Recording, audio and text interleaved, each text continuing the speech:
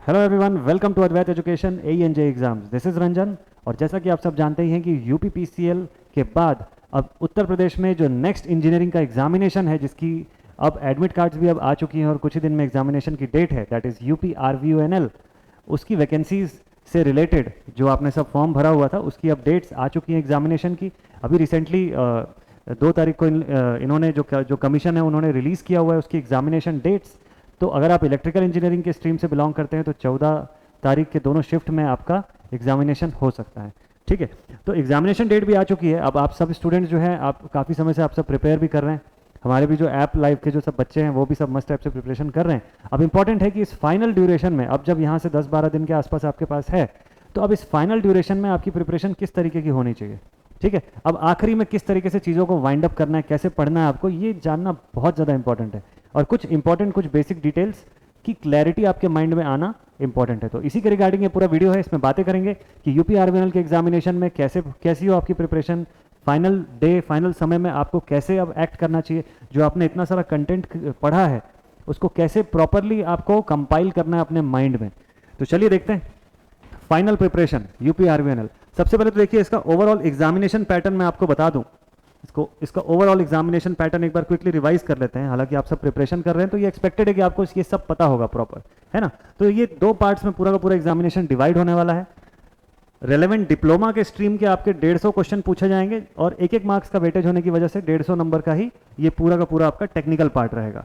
ठीक, general Hindi, general knowledge और reasoning 50 questions यहाँ पर रहेंगे इन तीनों को मिला के।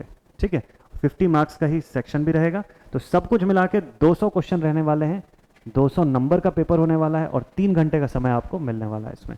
ठीक, तो आप टाइम का मैनेजमेंट बहुत प्रॉपर रखिएगा, क्योंकि ये 3 घंटे का समय है जिसमें आपको पूरा अटेम्प्ट करना है। पूरा नेगेटिव मार्किंग होने के साथ ही आपको ये भी एक रिस्पॉन्सिबिलिटी बनती है कि बहुत प्रॉपर सोच समझ के क्वेश्चंस को आंसर करना है। ठीक, तो जहाँ न्यूमेरिकल बेस्ड क्वेश्चन होंगे जिस तरीके से होंगे, तो आपको थोड़ा सा समय बचाते हुए चलना है। तो अगर 200 क्वेश्चन है तो ये मान के चलिए कि 180 मिनट ही है केवल आपके पास। 180 मिनट जो है बस केवल वही अवेलेबल है।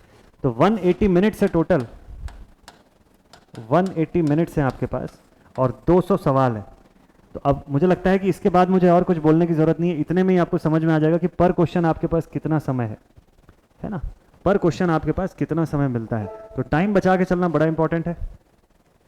UP RVNL का सिलेबस और सब्जेक्ट मैं आपको बता दूं तो एक बार क्रॉस चेक कर लीजिए कि ये सारी चीज़ें आप पढ़ के चल रहे हैं या नहीं, है ना। ये सारा कुछ आपने रेडी किया हुआ है कि नहीं। टेक्निकल जो 150 नंबर का है वो उसमें क्या क्या चीज़ें हैं, जैसे C फंडामेंटल है, utilization of electrical energy and traction का सब्जेक्ट है ना। पावर सिस्टम से इंपॉर्टेंट सब्जेक्ट है ये सब, इन सबसे क्वेश्चन आता ही है। Power electronic and drives, network theory, electrical machines, basic electrical engineering के concept, control systems, MATLAB, PLC and SCADA। अभी आप रिसेंटली अगर ट्रेंड देखें ना, तो इसमें से काफ़ी सारे सब्जेक्ट मैं आपको अभी यहीं पे बता देता हूँ कि अगर आप, क्योंकि अभी से भी आपके पास 10 दिन है, तो अगर आप पढ़ रहे हैं तो इन सब्जेक्ट्स को थोड़ा सा और स्ट्रेस लेके अच्छे से पढ़ लीजिए, क्योंकि इनसे क्वेश्चंस आ रहे हैं। ठीक है, तो लेटेस्ट ट्रेंड के हिसाब से अभी पैटर्न 2020 के बाद से एग्जामिनेशन में, JEE एग्जामिनेशन में काफ़ी सारा चेंज हुआ है। तो उस हिसाब से ना कुछ ऐसे सब्जेक्ट्स हैं जिनकी वेटेज अच्छी खासी है, जिसपे आपको प्रॉपर पढ़ना होता है। जैसे कि देखिए, अगर आप पढ़ाई कर रहे हैं तो आपको मैटलैब एंड PLC SCADA बहुत प्रॉपर वे में पढ़ के जाना चाहिए। इससे क्वेश्चंस आते हैं, इससे क्वेश्चंस आएंगे। ठीक है, मैटलैब अगर आप प्रिपेयर कर रहे हैं, सिमुलिंग का पार्ट पढ़ रहे हैं, SCADA का पार्ट पढ़ रहे हैं, RTU है ना, PLC SCADA ये सब का पार्ट, RTU का, तो ये सब अगर आप प्रॉपर पढ़ रहे हैं ना, तो बहुत ज़्यादा डीप में नहीं, बहुत ज़्यादा डीप में नहीं, एलिमेंट्री लेवल से ही सही, लेकिन क्वेश्चन आ रहे हैं इससे क्वेश्चन आते हैं। आप एक्सपेक्ट कर सकते हैं कि आप 7 to 8 क्वेश्चन नॉर्मली आप इससे एक्सपेक्ट कर सकते हैं। तो ये आपकी प्रिपरेशन में काफ़ी इंपॉर्टेंट रहने वाला है। ठीक है, नेक्स्ट अगर इसके अलावा मैं बात करूं तो और ऐसे सब्जेक्ट जिसको नॉर्मली हम उतना ध्यान नहीं देते हैं, उन सब्जेक्ट से कैसा क्वेश्चन बन रहा है मैं बता रहा हूं आपको। जैसे utilization of electrical energy and traction question आ रहा है, इससे भी क्वेश्चन आता है। यहां पर पावर सिस्टम के सवाल आपको ज़्यादा देखने को मिल सकते हैं, ये ध्यान दीजिएगा। इसके मोर क्वेश्चन दिखेंगे आपको पहले की तुलना में। पावर सिस्टम्स है ना, पावर सिस्टम्स के अलावा मेजरमेंट, यस, मेजरमेंट से आपको क्वेश्चन देखने को मिलेगा। ठीक है, digital electronics and signal processing के पार्ट से इससे क्वेश्चन देखने को मिलेगा, है ना। एनालॉग एंड डिजिटल इलेक्ट्रॉनिक्स, ये सब ऐसे पॉइंट्स हैं ना जिनसे थोड़े से ज़्यादा क्वेश्चन देखने को मिलेंगे। अच्छा, अभी रिसेंट ट्रेंड में एक और चीज़ें हो रही है कि IE रूल बेस्ड क्वेश्चंस जो है ना, वो आपको बहुत अच्छे से करके जाने हैं। आईई रूल्स के बेस पे अगर आप क्वेश्चंस बनाते हैं तो चांसेस है कि आप एक अच्छा खासा अटेम्प्ट जो है यहाँ से निकाल लेंगे, है ना। अच्छा, अटेम्प्ट से मुझे याद आया, आप सब स्टूडेंट्स के माइंड में ये भी चल रहा होगा क्योंकि आपकी प्रिपरेशन फाइनल लेवल पे है, 200 क्वेश्चन आप बनाने जा रहे हैं, तो एक माइंडसेट एक होना चाहिए ना कि आपको एक मिनिमम कौन सी वैल्यू को अटेन करना है, किस लेवल तक के क्वेश्चंस, मतलब कहाँ तक आपको सवाल कम से कम बनाना ही पड़ेगा, तब जाके सिलेक्शन की चांसेस वहाँ से क्रिएट होंगी। तो वो भी मैं आपके साथ डिस्कस करूँगा अभी, ठीक है। तो ये कुछ सब्जेक्ट्स ऐसे हैं other than all of these main subject, जैसे कि इलेक्ट्रिकल मशीन हो गया, नेटवर्क हो गया, सब मेन सब्जेक्ट तो है ही, वो तो रेगुलरली आप पढ़ेंगे ही पढ़ेंगे, ठीक है। अपार्ट फ्रॉम दैट ये भी कुछ ऐसे सब्जेक्ट्स हैं जिन पे आपको ध्यान देने की जरूरत है। सी फंडामेंटल्स, डेफिनेटली इस पे ध्यान देने की जरूरत है, क्वेश्चन आया हुआ है, पिछली बार भी आया हुआ है। हेक्साडेसिमल का कन्वर्जन है ना, डिजिटल्स वगैरह आप पढ़ रहे हैं, बाइनरी का कन्वर्जन, हेक्साडेसिमल का कन्वर्जन, उसके ऊपर सवाल बने हुए हैं प्रीवियस ईयर्स में, है ना। और यूडब्ल्यूटी का क्वेश्चन जैसा हो गया, हीटिंग का, वेल्डिंग का, इल्यूमिनेशन के पार्ट से, ये सबसे क्वेश्चन आ रहा है, ठीक। तो इन सबसे क्वेश्चन आता है, रेगुलरली आता है, और जेई एग्जामिनेशंस के ट्रेंड जो बदले हैं उसमें और क्वेश्चन आपको देखने को मिलेगा। मैटलैब, पीएलसी, स्काडा इंपॉर्टेंट है, कंट्रोल से भी क्वेश्चन है, बेसिक इलेक्ट्रिकल इंजीनियरिंग, ये सब तो खैर ऐसे सब्जेक्ट्स हैं जो आप प्रिपेयर करते ही हैं, नॉर्मली भी आप प्रिपेयर करते हैं, ठीक है। देन ये तो टेक्निकल की बात हो गई। अगर नॉन टेक की मैं बात करूं, 50 नंबर का नॉन टेक है, तो आप एक्सपेक्ट कर सकते हैं कि जनरल नॉलेज या अवेयरनेस लगभग 20 नंबर का होगा, है ना। जैसे करंट अफेयर्स हो गया, national international current affairs, Uttar Pradesh का जीके, है ना, जनरल जियोग्राफी हो गया, इंडियन जियोग्राफी, हिस्ट्री हो गया, इंडिया एंड वर्ल्ड, फिर इंडियन पॉलिटिक्स, इंडियन पॉलिटी का पार्ट हो गया, है ना, फिर साइंस एंड टेक्नोलॉजी हो गया, Indian constitution, Indian economy, environmental issues. वहीं अगर जनरल रीजनिंग की बात करूं तो एक्सपेक्ट कर सकते हैं लगभग 20 नंबर का पार्ट जो है उसमें आपको देखने को मिल जाएगा, क्यूब्स एंड डाइसेस का, मिरर इमेजेस का, तो ऐसे पूरे जितने इंपॉर्टेंट पार्ट्स होते हैं रीजनिंग के वो सब आपको इसमें देखने को मिल जाएंगे। जनरल हिंदी इंपॉर्टेंट है, 10 नंबर का पार्ट रहेगा, और बहुत ही बेस्ट वे में यहाँ पे सारी चीज़ें जो है इसमें बताई गई है कि वो कैब होगा, ग्रामर होगा, ग्रामर में भी अभी इसके अंदर और पूरा डिटेल्ड बाइफर्केशन भी होता है, ठीक है, तो वो भी आप देख सकते हैं। इंपॉर्टेंट है कि आपको ये भी पता रहे कि जब आप प्रिपरेशन कर रहे हैं ना, मैं ये नहीं आपको नहीं बोलूंगा कि आप इतने ही नंबर की तैयारी करिए, बट इतना जरूर बोलूंगा कि इससे ज्यादा की तैयारी करिएगा, ये आपका मिनिमम मार्क्स होना चाहिए, है ना। This should be your minimum marks for the preparation.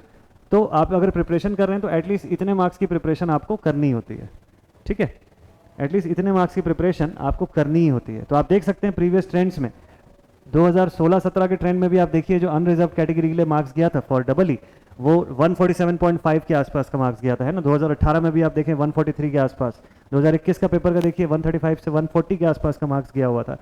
तो पैटर्न अगर मैं आपको बताऊं, देखिए वैसे ये नंबर ऑफ कैंडिडेट्स अपीयरिंग और एग्जामिनेशन के लेवल के हिसाब से बदलता है, बट फिर भी अगर मैं आपको बोलूं तो आप आउट ऑफ 200 में से आपको ये मान के चलना चाहिए कि आप 150 प्लस पे ही रहिए, ऑन अ सेफर साइड। मैं फिर भी कम बोल रहा हूँ, बट फिर भी आपको 150 प्लस पे रहने के हिसाब से ही टारगेट लेके चलना पड़ेगा, तो एक सेफ जोन आप एक्सपेक्ट कर सकते हैं, ठीक है। ये बड़ा इंपॉर्टेंट है कि एज अ स्टूडेंट आपको पता रहना चाहिए कि भाई मिनिमम मेरी वैल्यू क्या हो सकती है, इससे कितना ऊपर मुझे रहना है। तो 150-160 का टारगेट आपको लेके, कम से कम टारगेट तो 170 का लेके चलो, तब जाके 150 के आसपास तक भी पहुंचेंगे, ठीक है। तो टाइम मैनेजमेंट बहुत इंपॉर्टेंट है। अगर आप 170-180 क्वेश्चन भी बनाने का सोच रहे हैं प्रॉपर, तो ये मान के चलिए कि आपको बहुत प्रॉपरली टाइम को मैनेज करना पड़ेगा, ठीक है। तो क्वेश्चंस जब अटेम्प्ट करें तो बहुत बढ़िया से टाइम मैनेज करना ज़रूरी है, और इसी चीज़ के लिए एक इंपॉर्टेंट सेशन जो है आप लोगों के लिए, सबके लिए, सब शुरू होने वाला है आप सभी स्टूडेंट्स के लिए यूट्यूब पर, इसी यूट्यूब अद्वैत एजुकेशन ANJ एग्जाम्स के चैनल पर मल्टीपल सब्जेक्ट्स आप लोगों के लिए 6 मई से स्टार्ट होने वाले हैं, यानी कि 6 मई से आपको बैक टू बैक बहुत सारे सेशंस जो हैं यूट्यूब पर दिखने लग जाएंगे, obviously for UP RVNL JEE examination. तो पूरी टीम आपके साथ खड़ी है, पूरी अद्वैत एजुकेशन की फैमिली जो है वो आपके साथ लगी हुई है कि आपकी प्रिपरेशन बेस्ट लेवल पे हो जाए, ठीक है। तो उसी में मैं भी सब्जेक्ट लेके आ रहा हूँ आप लोगों के लिए, जैसे कि utilization of electrical energy and traction का सब्जेक्ट भी रहेगा, इसमें रिवीजन भी रहेगा मस्त प्रॉपर वे में, है ना। RSM SSB JEE के लिए जो बच्चे प्रिपेयर कर रहे हैं ये उनके लिए भी इफेक्टिव रहेगा, और जो बच्चे यूपी RVNL JEE के लिए प्रिपरेशन कर रहे हैं उनके लिए भी इफेक्टिव रहेगा, ठीक।